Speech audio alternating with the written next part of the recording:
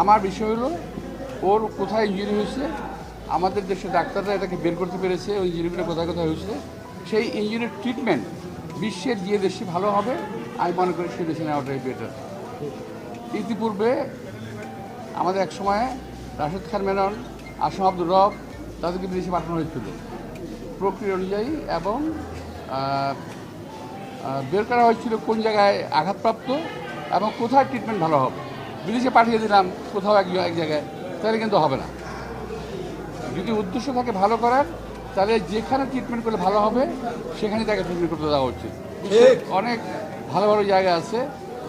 আমি যেটা আমার সাধারণ জ্ঞান এই বয়স পর্যন্ত যেটা দেখেছি, আমি এই বয়সে এই ট্রিটমেন্টটা খুব প্রপারলি হবে যদি পশ্চাত্যের কোনো দেশে করা হয়।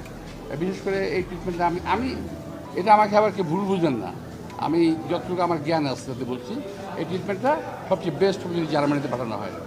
ওই সিঙ্গাপুর, ব্যাংকক এই সমস্ত ট্রিটমেন্ট আমি মনে করছি না খুব একটা ভালো হবে, বিকজ আমি সিঙ্গাপুরের পেশেন্ট, সিঙ্গাপুরে ট্রিটমেন্ট করি, ব্যাংকক আমি ট্রিটমেন্ট করি, দেখেছি এটা। তো যাই হোক, সরকার ভালো বুঝবে। আমি এটা আমার অ্যাডভাইস করলাম যে সরকার ভালো বুঝবে এবং যেটাই করুক তাড়াতাড়ি করা উচিত। দিন যাবে, ক্ষতি হবে। ওই যে পরিমাণ অ্যান্টিবায়োটিক পাচ্ছে এখন, এই অ্যান্টিবায়োটিক তার শরীরে বেশি দিন নিতে পারবে না। এটা আমার সঙ্গে ডাক্তাররা আছে, আমি ওদের খারাপ করেছি, তারা কথা বলেছে।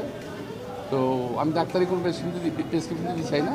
আমি চাই তুমি ভালো হোক, আল্লাহ তাকে সুস্থ করে তুলুন এবং দেশের কাজে লাগবে। আমাদের দেশের জন্য অনেক কাজ করেছে, তো ও আবার আমাদের মাঝে সুন্দরভাবে ফিরে আসুক। তো এই জন্য সরকারকে আমি অনুরোধ জানাবো, যেখানেই হোক ট্রিটমেন্ট করার জন্য তাকে একটা ভালো জায়গায় এবং ভালো তত্ত্বাবধানে, দয়া করে পাঠিয়ে দিয়ে ক্ষান্ত হবেন না, এবং ভালো একটা তত্ত্বাবধানে যে তাকে যেন রাখা হয়। সবাইকে ধন্যবাদ।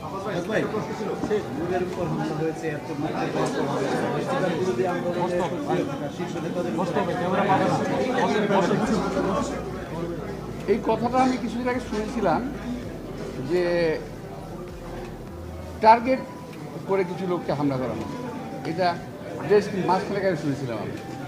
তো এটা শোনা কথা। তো এখন যেটা দেখছি যে এই যে কয়েকটা হামলা হয়ে গেল, এই হামলাগুলো কিন্তু সেটারই একটা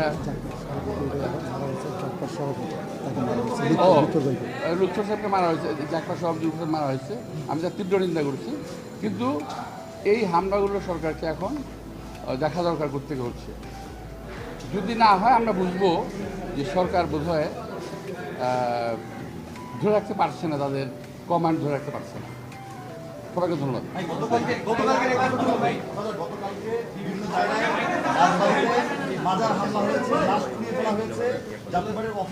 আচ্ছা।